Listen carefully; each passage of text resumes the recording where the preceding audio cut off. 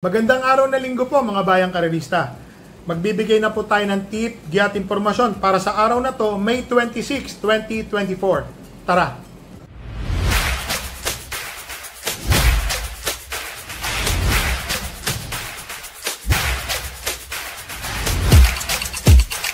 So mga bayang karerista, medyo pinalad po tayong nanalo. Ang kabayo po natin ngayon, si Ring Abel. So sana po, nagsitama po tayo. Long shot po, fourth choice na malayo, at least nakaraos po si kabayo. Kung makikita nyo naman po yung takbo niya, talagang tumitingala, naghahanap ng worst dasan. Yun po talaga ganun po talaga siya manakbo. Nakakatakot lang po talagang tayo ng napakalaking malaki. Pero at least nakaraos po si Ring Abel. Na sana po, tinamaan nyo po yan mga bayang karerista.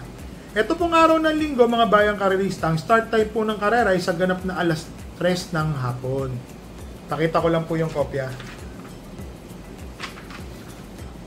Po 7 races po mga bayang karerista. So ito po, magbigay na po tayo ng tip. Dito po sa race number 1, converge po ito ng 40 to 46, 47 to 53 po na ratings. 8 runners po. Dito po ako sa entry number 3. So solohin ko na po ito, Birchstone. Napakainam na kabayo po. Jeffrey Tagulaw Sarati po ang papatong. Pag-aari po ni Boss Jun Sibilia. Bibilang po ito ng panalo, tingin ko po. So, dito po sa race number 1, solo po, entry number 3, Birchstone. Dito na tayo, bayang karerista, sa race number 2. Meron pong 8 runners po dito, 8 runners na magsisitakbo. Rating 6 to 10 split. Dito po sa karera na to, first choice po, entry number 2, Gianchi. Ito pong kabayong Gianchi, mga bayang karerista, mainam po ito matulin, pwedeng sumunod. So sa tingin ko po, malaki po ang panalo ni Gianchi, mga bayang karerista Ang second choice ko po dito ay itong entry number 8 na si Guest of Honor. Papatno bayan po ni MR Elos, minus 3 kilograms po. Rating 9. Ito po may inam po kasi ito Dati ko po itong pinagmamasdan, iba ko po kasi pinagmamasdan sa tinititigan. Pinagmamasdan, nakakakita na po tayo ng buti dyan. Para sa akin po, malaki po ang panalo niyan, mga bayang karerista. Ang third choice ko po ay nagbabalik pistang entry number 5 na Princess Isabel. Ito pong si Princess Isabel, isa po itong daremating kabayo kung sakaling magkakaroon po ng habulan. Yung entry number 2, Gianchi, entry number 6, Pay the Lady, at yung entry number 4 na si Double Strike, pwede pong mag-open up po ang karera kay Princess Isabel. Nasa striking distance po yan. Malamang pang-4, pang-5 na malapit po yan. Yung po ang nakikita ko po dyan. So dito po sa race number 2, first choice po entry number 2, Gianchi. Second choice po entry number 8, Guest of Honor. Third choice po entry number 5, Princess Isabel. So dito na tayo mga bayang karerista, race number 3. 8 runners po, 6 to 10 split. May kabayo po tayo dito, si Rain Go Away. Nilagay ko lang po siyang panersera. So, pero tingin ko po, chamba lang po siya. So, ngayon lang po siya babalik pista. Maganda naman po ang ensayo niya. Maganda kumain.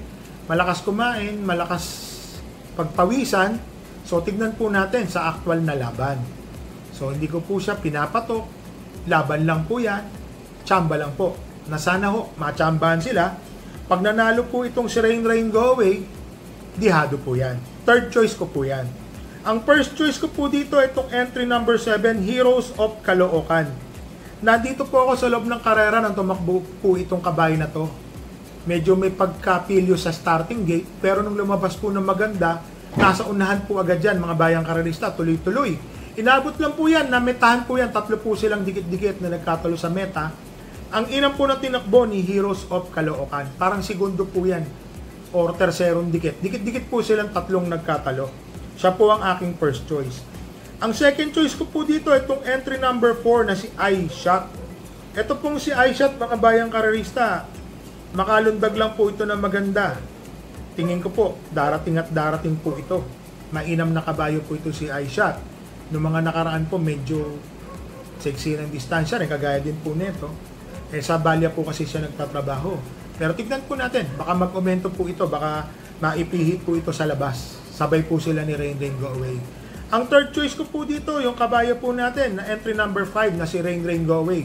Gaya po ng sinabi ko sa inyo, chamba naman po. Sana po makachamba po siya. So dito po sa race number 3, first choice po entry number 7, Heroes of Caloocan. Second choice po entry number 4, iShot. Third choice po entry number 5, Rain Rain Go Away. So dito na tayo sa race number 4, mga bayang karerista, 8 runners po. First choice po dito, entry number 5, Grand Majesty.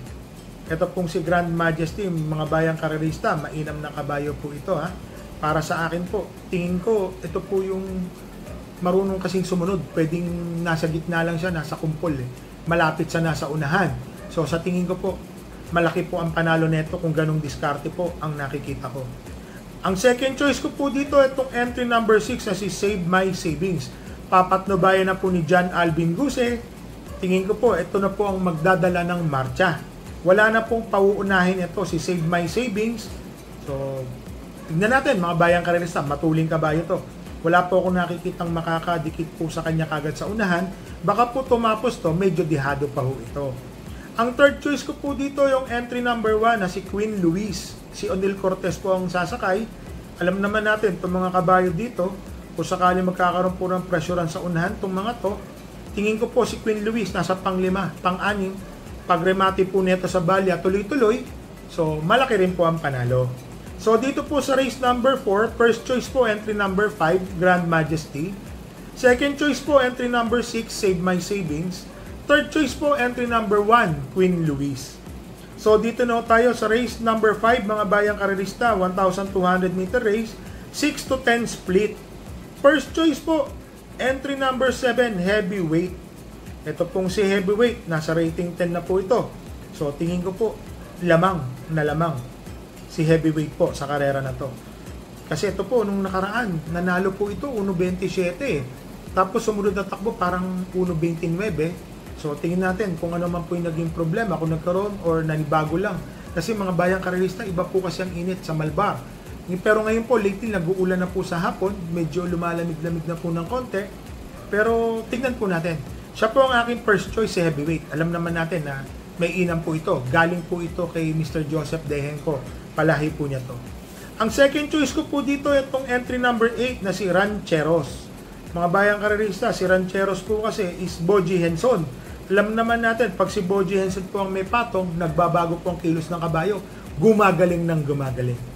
So, siya po ang aking second choice.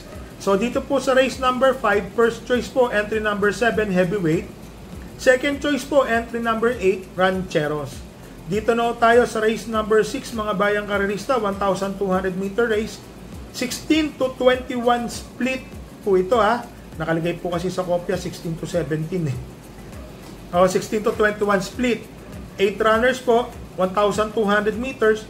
First choice po, entry number 2, Walop. Ito pong si Walop, mga bayang karerista, may buti po talaga sa katawan tong kabayo na to. Bago po ito nabenta, parang nakita ko po pang-5, pumangatlong tsumak ng ganun, umatras. So tingin ko po, parang kinulang lang po ito, mga bayang karerista. Tingin ko po, malaki po ang panalo nito ni Walop. Ang second choice ko po dito, yung nag-umento, ang laki po ng inumento. Itong entry number 6 na si She's Royal. Sipin nyo, tumakbo po ito nung nakaraan, parang 1.27 medya ang tinapos po nito. 1,400 meters ang distansya. Napakainam po ng pinakita ni She's Royal.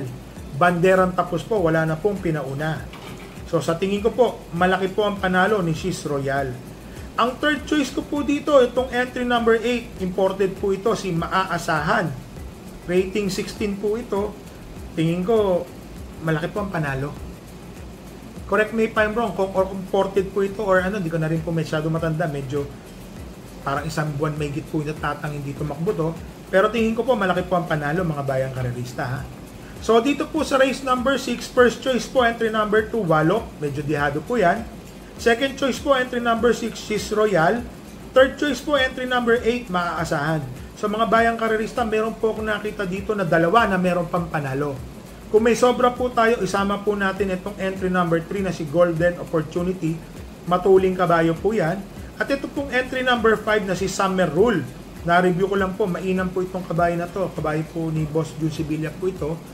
Alam nyo naman, pag kay Boss Jun Sibilia, palaban po yung mga kabayo niyan. So, kung may sobra, sama po natin. Dito na tayo sa last race po. Race number 7, mga bayang karerista. 8 runners po. First choice po, entry number 3. Biglang Buhos. Ito pong si Biglang Buhos, mga bayang karerista, matuling kabayo po ito. Tingin ko po, may panalo po ito. Lalo na ho ngayon, ang nakikita ko lang pong mga matulin, Sun Moon Lake, Glenda's Magic, at saka si Biglang Buhos.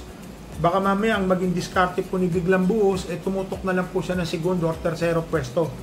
Sa isang tsak na lang pong parekta. Yun po ang napapansin natin, mga bayang karerista.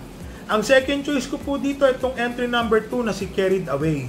Ito pong si Carried Away, mga bayang karerista, may panalo po itong napakainam nung nasa numero 1 po ito, mababang numero. Mainam na mainam po ang kanyang chinempo. Pero nung lately po, parang talo po ito Parang natabunan Meron po akong third choice na Dihado. Entry number 5, Flamenco Dust. AP Nabarosa, comebacking rider po ito Nakababa na po ito si Flamenco Dust. Kung makikita po natin ang history niyan, gumagawa pala ito ng 1.27 sa 1,400 meter race. Galing po itong kabayo na to kay Boss Tony Tan. May inam po malamang tong kabayo na to. So dito po sa race number 7, first choice po entry number 3, Biglang Buhos.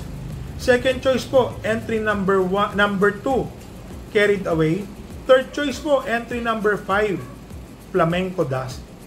Sa mga bayang karerista, shoutout lang po tayo kay Prince Mar, Renato Gonzalez, bayang karerista ng San Lazaro, kay Boss Joel Lando, Hari ng Higaan. Apo. So mga bayang karerista, re-remind ko lang po kayo, ang lakas po ng ulan dito sa Valenzuela. So sa Kararahan, umulan na rin po kanina.